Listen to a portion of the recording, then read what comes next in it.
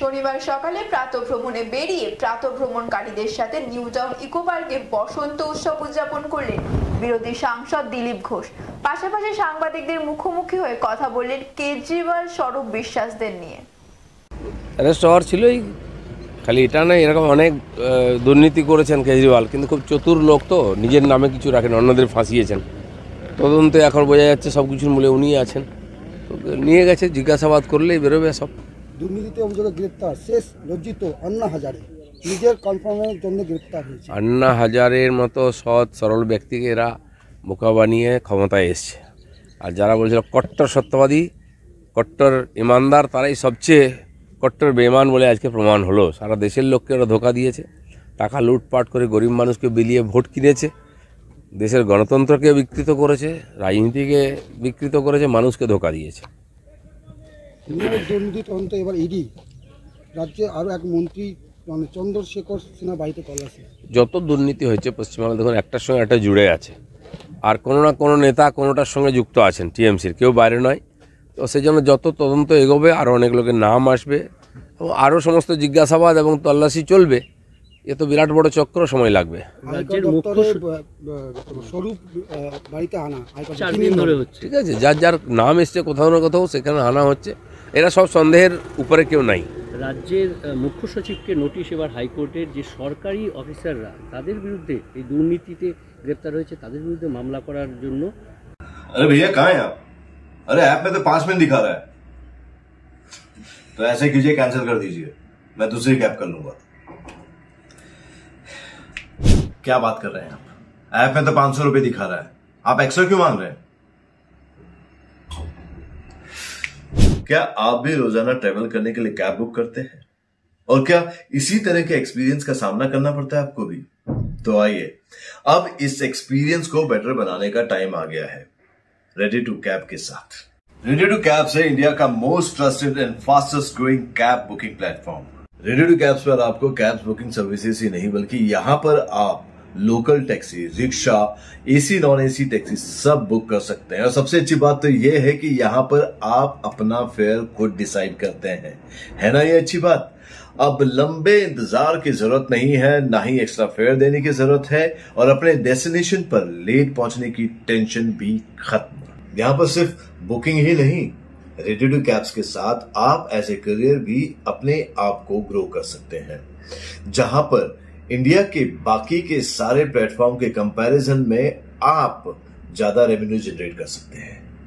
तो अब इंतजार कैसा, बनाओ अपने कैब बुकिंग एक्सपीरियंस को बेटर रेडी टू कैब्स के साथ।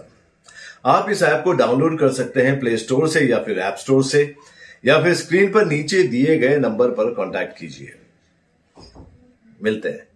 অনুমতি চাইছে সিবিআই। আজ দিল্লির মুখ্যমন্ত্রীর ক্ষেত্রে যেটা হলো, হওয়ার পরে তিনি অ্যারেস্টও হয়েছেন। পশ্চিমবাংলায় আমলা, পুলিশ, নেতা, এদের যে মিলিত এই যে চক্র, যে ঘটনাগুলো ঘটছে, গার্ডেনডিচে বিল্ডিং ভেঙে পড়া থেকে আরম্ভ করে দুর্নীতি, সব কিছুর মিলে এরকম নেক্সেস আছে। ধীরে ধীরে একটা ঘটনা ঘটছে, তার সঙ্গে অন্যটা জুড়ে যাচ্ছে। তো কত বড় চক্রান্ত আর কতদিন ধরে চলছে, কত গভীর, সেটা ধীরে ধীরে মানুষ বুঝতে পারছে।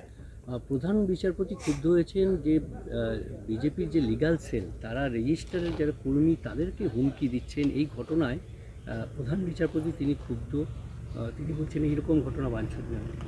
আমি জানি না কতটা সত্য মিথ্যা, ওনার হাতে ক্ষমতা আছে, করা উচিত। কিন্তু আমরা এটা দেখেছি, হাইকোর্টের বিচারপতি গিয়ে ধমকি দিয়ে তার বাড়ির সামনে ধর্ণা দেওয়া হয়েছে, রীতিমতো তাকে ধমকানো হয়েছে তার বিরুদ্ধে কেন যাচ্ছেন বলে। এগুলো সবাই প্রকাশ্যে দেখেছে। এটার সত্য মিথ্যা আমার জানা নেই। প্রধানমন্ত্রী কথা রাখেনি, আমাদের পঞ্চায়েতগুলো জেতান, আমরাই বাড়ি বানিয়ে দেবো, অভিষেক বলছেন। ঠিকই বলেছেন, কার বাড়ি বানিয়ে দেবেন সেটা বলেননি। নিজের কর্মীদের, নেতাদের বাড়ি বানিয়ে দেবেন, এটা সবাই দেখতে পাচ্ছে। পঞ্চায়েত ওনারা সব জিতে আছেন, লুট করে জিতেছেন। কটা বাড়ি তৈরিছেন মোদিজির দেওয়ার টাকায়? সব নিজেদের বাড়ি তৈরি করছেন।